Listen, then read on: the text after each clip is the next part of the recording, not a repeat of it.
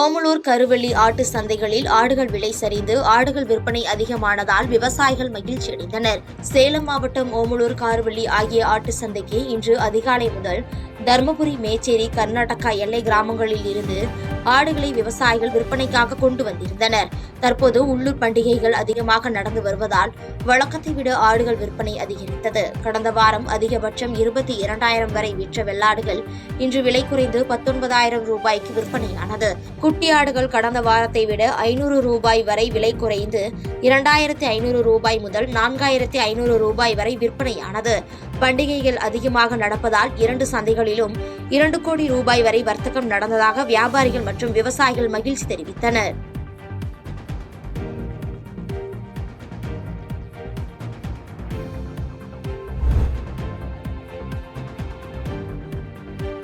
சின்னசேலம் அருகே பங்குனி உத்திர திருவிழாவை முன்னிட்டு வள்ளி கும்மி நடனம் நடைபெற்றது.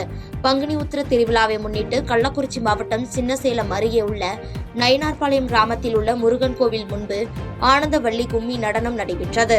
இந்த நடன நிகழ்ச்சியில் 8 வயது சிறுமி முதல் 60 வயது கொண்ட பெண்கள் வரை சுமார் 50க்கும் மேற்பட்டோர் கலந்து கொண்டு ஒரே சீருடையில் கொட்டும் மழையிலும் நடனமாடி அனைவரையும் கவர்ந்தனர். இந்த வள்ளி கும்மி நடன நிகழ்ச்சியை காண நயினார்பாளையம் கிராமத்தைச் சேர்ந்த பொதுமக்கள் உள்ளிட்ட ஏராளமானோர் கலந்து கொண்டனர்.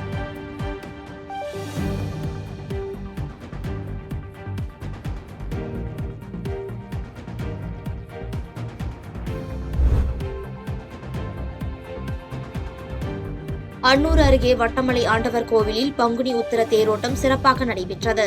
கோவை மாவட்டம் அன்னூர் அருகே குமாரபாளையத்தில் அமைந்துள்ள வட்டமலை ஆண்டவர் முருகன் கோவிலில் ஆண்டுதோறும் பங்குனி தேரோட்டம் வெகு விமர்சையாக கொண்டாடப்படுவது வழக்கம். இதையொட்டி இந்த ஆண்டு பங்குனி உத்திர தேர் திருவிழா கடந்த 6ஆம் தேதி துவங்கியது. விழாவின் முக்கிய நிகழ்வாக தேர் திருவிழா, ஜமாப் குழு இசை, மோளக்காளிப்பாளையம் பாலமுருகன் காவடியாட்டம் மற்றும் கைலை வாத்திய இசை முழங்க சிறப்பாக நடைபெற்றது. இதில் அன்னூர், குமாரபாளையம் உள்ளிட்ட சுற்றுவட்டார கிராம மக்கள் பங்கேற்று தேரை வடம் பிடித்து இழுத்து சுவாமி தரிசனம் செய்தனர்.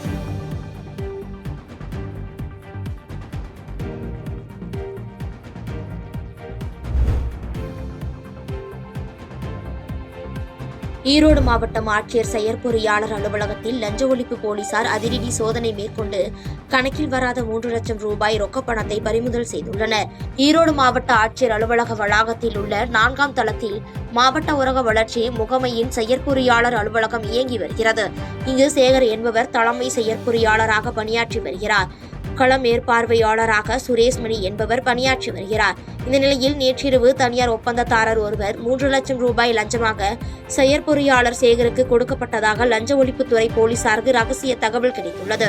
தகவல் அறிந்து வந்த போலீசார் செயற்பொறியாளர் அலுவலகத்தில் அதிரடியாக நுழைந்து சோதனை மேற்கொண்டனர். அப்பொழுது ஒப்பந்ததாரரிடம் கள மேற்பார்வையாளர் சுரேஷ்மணி 3 லட்சம் ரூபாய் ரொக்கப்பணத்தினை செயற்பொறியாளர் சேகரிடம் வழங்கிக் கொண்டிருந்தார். அந்நேரத்தில் சென்ற போலீசார் கையும் களவுமாக அந்த பணத்தை பறிமுதல் செய்து அவரை பிடித்து விசாரணை மேற்கொண்டு வருகின்றனர்.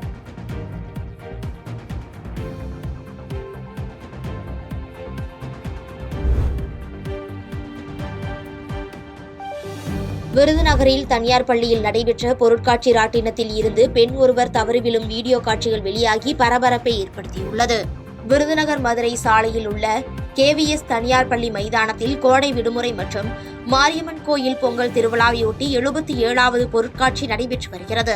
பொருட்காட்சியை காண விருதுநகர் மற்றும் அதனை சுற்றியுள்ள பகுதியைச் சேர்ந்த பொதுமக்கள் அவர்களது குழந்தைகள் குடும்பத்துடன் வந்து செல்கின்றனர். இந்நிலையில் நேற்றிரவு பொருட்காட்சியில் அமைக்கப்பட்டிருந்த ராட்டினத்தில் அமர்ந்திருந்த இளம்பெண் ஒருவர் திடீரென தவறி கீழே விழுந்ததில் அப்பெண்ணிற்கு படுகாயம் ஏற்பட்டது. உடனடியாக தகவல் அறிந்து அங்கு விரைந்த 108 ஆம்புலன்ஸ் மூலமாக காயமடைந்த பெண்ணுக்கு முதலுதவி சிகிச்சைக்கு பின் தனியார் மருத்துவமனையில் சிகிச்சைக்காக அனுமதிக்கப்பட்டுள்ளார். இதுகுறித்து தகவல் அறிந்து வந்த மேற்கு காவல் நிலைய போலீசார் விசாரணை மேற்கொண்டு வருகின்றனர்.